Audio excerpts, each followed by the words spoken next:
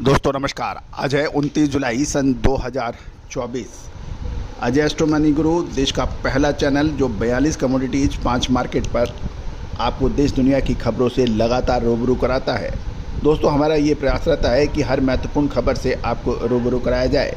दलहन तिलहन मसाला कपास अनाज सोना चांदी कच्चा तेल स्टील लोहा एवं कोयले के ऊपर अपडेट देने वाला देश का पहला चैनल, करेंसीज के ऊपर भी अपडेट देने वाला देश का पहला चैनल।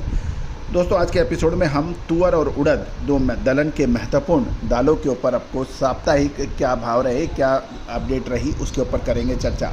आपसे एक विनम्र अनुरोध, यदि आप हमारे चैनल पे नए हैं, पहली बार आए हैं, यदि हमारे शो पसंद आते हैं तो लाइक करना बिल्कुल ना भूलें।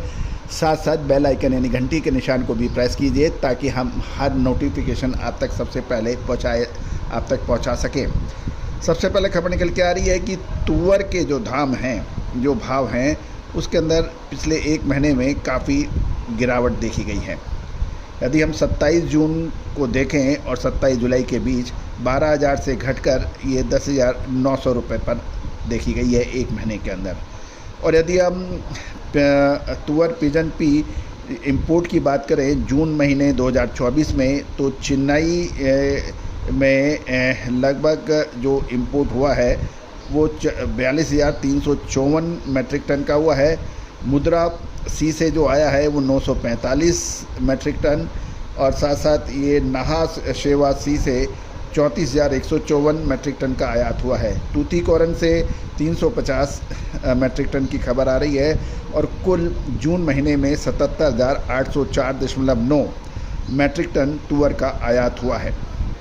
दोस्तों ये थी आयात की पूरी जानकारी। अब तुअर के पर ग्राहकी और कीमत दोनों ही कमज़ोर बताई जा रही है। पिछले सप्ताह शनिवार को एक दिन में ही लगभग 200 रुपये प्रति क्विंटल तक भाव टूटे थे, और चेन्नई में गोडाउन लेमन के भाव 10,400 रुपये एवं कंटेनर के भाव 10,450 रुपये प्रति क्विंटल के भाव कोट हुए थे। लोकल तुअर में भी 500 रुपये की गिरावट थी और 10,700 से 10,900 रुपये क्विंटल के भाव देखे गए थे। व्यापारियों का कहना है कि दाल मिलों की कमज़ोर डिमांड के कारण बिल्कुल लिवाली सुस्त बनी हुई है, ग्राहकी बिल्कुल नहीं है। दूसरी ओर अफ्रीका से तुअर का निर्यात लगातार होने है, जिसकी हमने डिटेल आपको अभी दी है, अनियमित होने की उम्मीद है, जिससे अच्छी सप्लाई बनेगी। ऐसे में कीमतों में कोई बड़ी तेज़ी की आसार नहीं है, लेकिन भारतीय रुपया अमेरिकन रुपये के खिलाफ कमजोरी दिखाता है तो उसका असर ज़रूर देखा जा सकता है। दूसरी ओर तुअर की जो फसल की जो बिजाई के समाचार अच्छे हैं।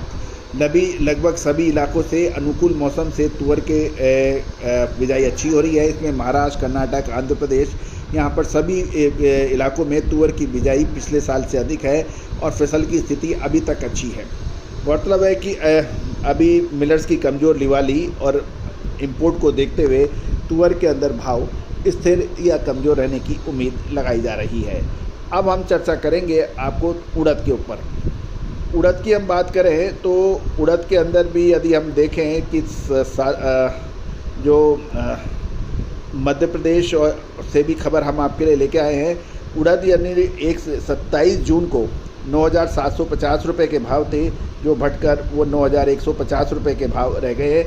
लगभग 600 रुपये की गिरावट देखी गई है एक महीने में। गौरतलब है कि चेन्नई में उड़द के भाव में लगभग 300 रुपये से के आसपास प्रति क्विंटल घटे हैं, और एच की उड़द का भाव शनिवार को 9,200 से 9,250 रुपये प्रति क्विंटल कोट हो रहा है। साथ साथ लोकल उड़द के भाव में भी लगभग 8,800 के भाव बताए जा रहे हैं। गौरतलब है कि दक्षिण भारत से कोई डिमांड अच्छी नहीं नज़र आ रही है, और मध्य प्रदेश के अंदर भी खबर कुछ थोड़ी सी पॉजिटिव नहीं है, लेकिन उड़द की फसल कर्नाटक एवं महाराष्ट्र में बहुत शानदार बताई जा रही है। अच्छे भाव के चलते किसानों ने महाराष्ट्र या कर्नाटक में खरीफ की उड़द व तुअर में ज़्यादा रुचि ली है, और इस वर्ष उड़द का रकबा इन क्षेत्रों में 30% ज़्यादा होने की उम्मीद कर्नाटक एवं महाराष्ट्र से बन रही है। नई फसल की आवक अगस्त महीने में शुरू होगी सेकेंड हाफ के दौरान।